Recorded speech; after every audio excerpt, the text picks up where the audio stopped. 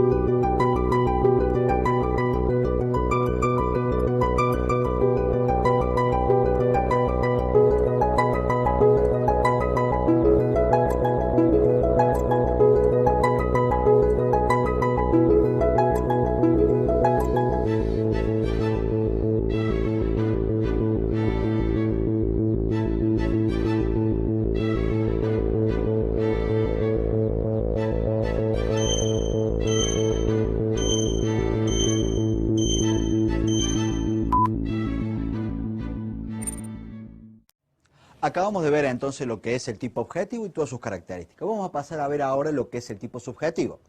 En el tipo subjetivo, nosotros vamos a tener que son elementos que siempre van a transcurrir en la conciencia del autor. Es decir, va a estar lo que el autor quiere, lo que el autor pretende.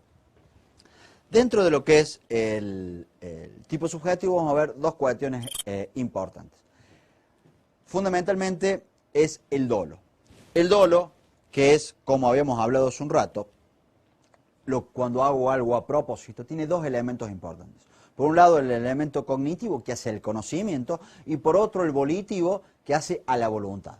Es decir, básicamente, ¿qué significa? Que yo conozco que mi conducta puede producir un resultado. Por ejemplo, conozco que disparando un arma contra una persona puedo matarla. Eso es el elemento cognitivo. Y el elemento volitivo, quiero hacer eso. Apunte sobre la persona porque quiero matarla. Es decir, que hay una coincidencia total entre el elemento cognitivo y el elemento volitivo. Vamos a pasar un segundo a la pizarra a los fines de poder establecer qué pasó en cada una de estas teorías, diferentes teorías, con la ubicación sistemática del dolo. Nosotros vimos que en un primer momento el dolo estaba en la culpabilidad, en el positivismo jurídico, junto al normativismo. A partir del finalismo y en las corrientes funcionalistas también, el dolo forma parte del tipo subjetivo dentro de lo que era el tipo complejo. Habíamos visto que tenemos un tipo complejo formado por un tipo objetivo y un tipo subjetivo. El tipo objetivo, todo lo que vimos en el bloque anterior, y el tipo subjetivo formado de dolo y culpa. Esto subjetivo en aquellas teorías estaba en la culpabilidad. El dolo es conocer y querer. ¿Qué es lo que conoce y quiere en cada una de estas teorías? Si nosotros nos situamos que el dolo está en la culpabilidad, nosotros vemos, por ejemplo, que al realizar el análisis, ¿el dolo qué está mirando? El dolo mira hacia allá. Por lo tanto, el dolo lo que le conoce y quiere es un hecho típico y antijurídico. Por eso probablemente en los apuntes con el manual ustedes ven que está hablando de dolo malo y en otro caso habla de dolo bueno. Eso es lo que quiero que entiendan ahora para que sepan por qué habla así. ¿Por qué le llama dolo malo a esto? Porque este dolo, como mira hacia allá, conoce y sabe que la conducta que realizó es típica, que fue matar a otro, y fue antijurídica porque no lo hizo en legítima defensa. Por eso es un dolo malo. En cambio, el dolo, cuando pasa en el finalismo y su ubicación sistemática pasa al tipo subjetivo, este se denomina dolo bueno o dolo natural. ¿Por qué? Porque este dolo que está acá no puede mirar hacia allá, no llegó a ese estrato analítico. Por lo tanto, es un dolo que solo quiere el tipo objetivo.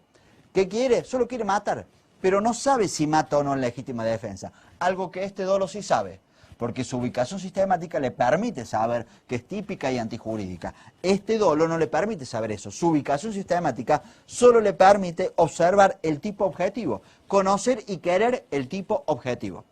Nada más. Esto va a repercutir, y ya lo vamos a ver más adelante en otra unidad, fundamentalmente en lo que se denomina teoría del error. ¿Qué sucede cuando yo tengo un error sobre algún componente? Dentro de lo que es las especies de dolo, es decir, el dolo como conocer y querer, en cualquiera de las teorías va a haber diferentes especies de dolo. Por un lado vamos a tener el dolo directo. ¿Qué es el dolo directo? El que estuvimos hablando recién. Conozco que con el arma de fuego mato a una persona y quiero realizarlo. Eso es dolo directo. Por otro lado tenemos el dolo indirecto. Se denomina dolo indirecto o dolo de consecuencias necesarias. Porque aunque yo no quiera esa finalidad que se va a terminar produciendo con mi conducta, necesariamente se va a producir. Por ejemplo, yo quiero matar a un pasajero que se conduce en un avión, para lo cual coloco una bomba. Cuando explote la bomba, estando el avión en altura, indudablemente van a morir todos los tripulantes del avión. Entonces, eso es dolo indirecto, un dolo de consecuencias necesarias. Yo sé que con la bomba en el avión mate todos, aunque quiera realmente matar uno solo. La conducta sigue siendo dolosa, no es culposa, nada, es dolosa. Nada más que hay dolo directo respecto a la persona que yo quería matar con la bomba y dolo indirecto respecto al resto del pasaje. Y por último tenemos dolo eventual. En el dolo eventual ustedes van a ver que hay dos teorías. ¿El dolo eventual qué es? Básicamente, el dolo eventual es representarme como probable el resultado y sin embargo actuar igual. Por lo tanto, lo estoy despreciando. Un caso de dolo eventual, por ejemplo, vamos a suponer, veo un arma sobre una mesa y quiero hacer alguna broma a unos amigos y digo, le voy a apuntar y voy a disparar. Y pienso, y tal vez esté cargada el arma. Y bueno, si está cargada no me importa. Es decir, me imagino como probable el resultado y a pesar de eso actúo. Para esto hay básicamente dos teorías con las que trabaja el dolo eventual. Por un lado tenemos la teoría de la representación y por otro la teoría de la probabilidad. Una trabaja en, digamos, si el dolo es conoce el elemento cognitivo y el elemento volitivo, conocer y querer. La del conocimiento trabaja sobre ese aspecto y la de la voluntad sobre el otro aspecto. Ustedes pueden leerlo en el manual, no presenta dificultad. Pero para que sepan, una es la de representación, que es lo que yo me represento, lo que conozco, y lo otro la probabilidad, y que siempre tratan de equiparar. Si yo conozco si yo conozco que esta conducta puede producir el resultado muerte, y sin embargo lo desprecia el resultado y sigue actuando, es como si lo hubiese querido. Básicamente razonan de ese modo. Vamos a pasar ahora a la unidad número 11. Como hablamos cuando comenzamos a ver el tipo penal, o las conductas, mejor dicho, habíamos hablado que había conductas, no solo conductas activas, sino también conductas omisivas, y que mi omisión también puede producir un resultado. Hay dos tipos de omisiones, básicamente. Por un lado tenemos la omisión propia y la omisión impropia. En la omisión propia, tiene determinados elementos. ¿Cuáles son los elementos, básicamente, de la omisión propia? Por un lado, la situación generadora del deber de orden. ¿Qué significa? que a mí, así como no me van a castigar porque yo lleve adelante determinadas conductas, sino que mis conductas deben realizar una lesión, a mí solo me van a castigar por omisión cuando yo esté obligado a actuar. Cuando estoy obligado a actuar para proteger un bien jurídico. Por ejemplo, la omisión propia está en el artículo 108, que es quien no ayuda encontrando a un menor de 10 años, perdido, una persona desamparada, incapaz de valerse, todas esas situaciones donde yo no la puse a la persona en esa situación, la encontré así. Y a mí me obliga la ley por una cuestión de solidaridad ayudar a esta persona. Entonces, lo primero que necesito es la situación generadora del deber de obrar. ¿Cuál es esa situación? Por ejemplo, encontrar a esta persona herida, al menor desamparado o a la persona en algún peligro. Por otro lado, el otro elemento de la omisión propia es la no realización de la acción ordenada. A mí me está obligando la ley a que yo a esta persona las ayude en esa situación. Sin embargo, no lo hago, no lo ayudo y al no realizar llevo adelante, cumplo con el segundo elemento de la omisión. Y por último, la capacidad de obrar. ¿Por qué? Vamos a suponer, yo no soy guardavidas, no soy bañero. Simplemente estoy caminando a la orilla de un río y veo una persona que se está ahogando. Es decir, ahí está la situación generadora del deber de obrar, ayudarle a esta persona que se está ahogando. Y yo no lo llevo adelante. ¿Pero por qué? Porque no sé nadar. Es decir, mi falta de capacidad de obrar hace que a mí después no me imputen esa conducta. Básicamente en la omisión propia, ¿qué hay? Yo no puse en peligro el bien jurídico, sino que lo encontré en peligro y a mí me van a castigar porque habiendo lo encontrado en peligro no lo ayudo. Por otro lado tenemos la omisión impropia o la comisión por omisión. Y acá se castiga esta conducta como si yo hubiese ocasionado ese resultado en forma comisiva. Es decir, a la madre que no alimenta a su hijo y por eso muere, la castigan de la misma forma que si lo hubiese matado, por ejemplo, estrangulándolo. ¿Por qué? Porque hay una relación tan estrecha entre el bien jurídico que se protege y la persona que delinque, que el derecho lo pone en lo que se denomina una posición de garante. Es decir, que garantice la integridad de ese bien jurídico. ¿De dónde surge esta posición de garante? Porque no es simplemente que el derecho le dice a cualquier persona que está en posición de garante, sino que la posición de garante surge en tres situaciones: de la ley, del contrato, de la conducta precedente. ¿Cuándo surge de la ley? Cuando es la propia ley la que a mí me impone el deber de proteger ese bien jurídico, como los padres respecto a los hijos. El contrato, ¿cuándo es el contrato? Cuando yo a través de un contrato firmo un contrato para que una persona me resguarde a mí porque voy a afrontar una situación riesgosa. Por ejemplo, vamos a suponer, me voy a escalar, o voy al Amazonas, a la selva del Amazonas, un lugar que desconozco, entonces contrato un guía. El guía está en posición de garante, por a través de un contrato, no puedo abandonarme. Si no me abandona y muero, no es simplemente un abandono, sino que es como si me hubiese matado. Por eso es por su posición de garante. Lo mismo sucede con la enfermera que no le aplique la medicación adecuada al paciente de la cual está a cargo. Y por último, la conducta precedente. Es decir, ya no hay una ley ni un contrato, sino una conducta mía puso en peligro ese bien jurídico y por lo tanto yo tengo la obligación de preservarlo. Por ejemplo, cuando en un accidente automovilístico atropello a una persona y le lesiono. Yo estoy automáticamente en posición de garante y por lo tanto no puedo dejarla abandonada, no puedo dejarla abandonada a su suerte, diría nuestro artículo 106. Sino que yo debo ayudarla por la posición de garante en que me encuentro. Eso en lo que se refiere a la omisión. Vamos a ver ahora lo que es el tipo culposo. Dentro del tipo culposo vamos a tener primeramente lo que es el concepto de culpa.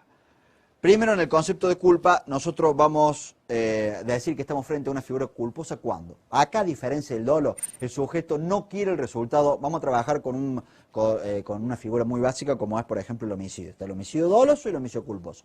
En el homicidio doloso, yo conozco que mato a otra persona disparando un proyectil y quiero matarla. En el homicidio culposo, yo mato a una persona atropellándola con una conducción antirreglamentaria del automóvil. Sin embargo, yo nunca quise matarla. Yo lo que sí quise fue infringir un deber de cuidado, superar el riesgo permitido, diría la teoría de la imputación objetiva. Y entonces eso se termina ocasionando el resultado. Sin embargo, yo no obré dolosamente, no quise matarla, pero sí se produce ese resultado.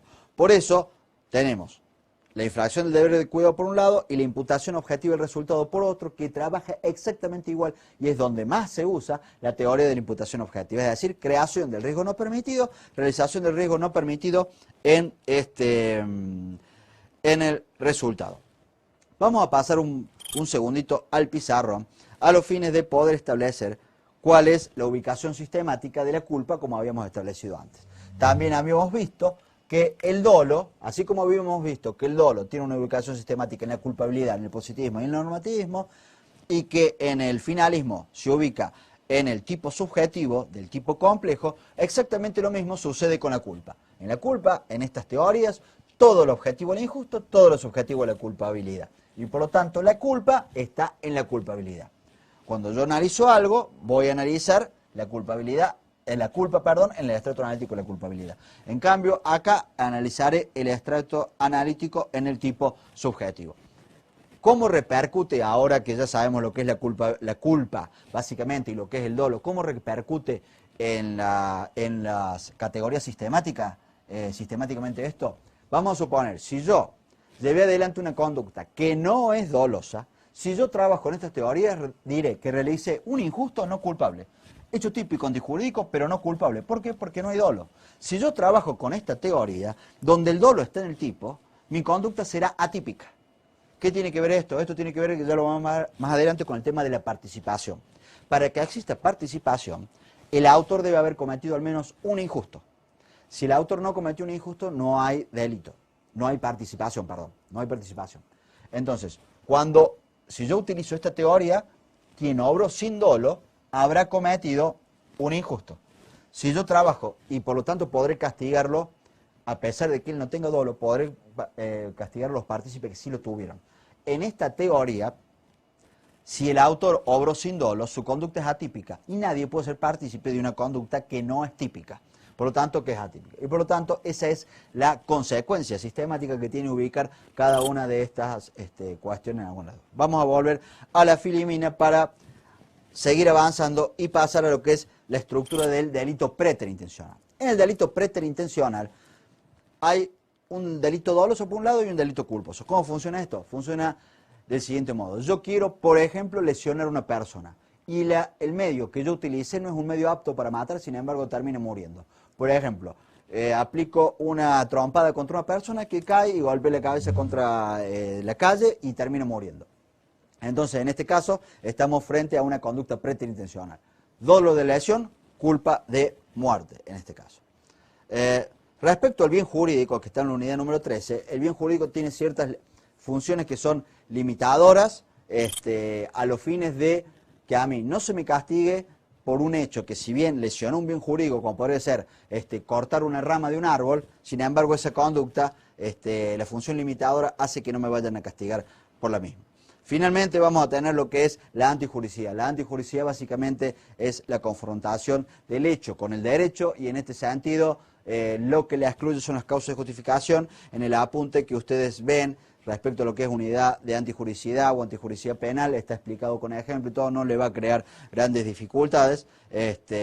Y en este cuadro estamos viendo finalmente cuáles son las diferentes posturas respecto al contenido de la antijuricidad, que también está explicado. A la antijuricidad, recuerden que no lo deben estudiar del manual de Lascano, sino del apunte de unidad 14 que ha sido subido a la página.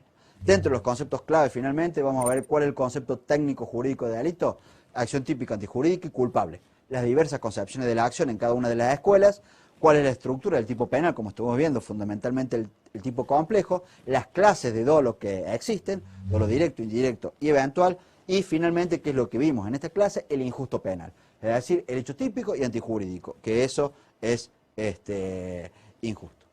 Eso es todo por el módulo 2, nos encontraremos en la próxima clase con el módulo número 3.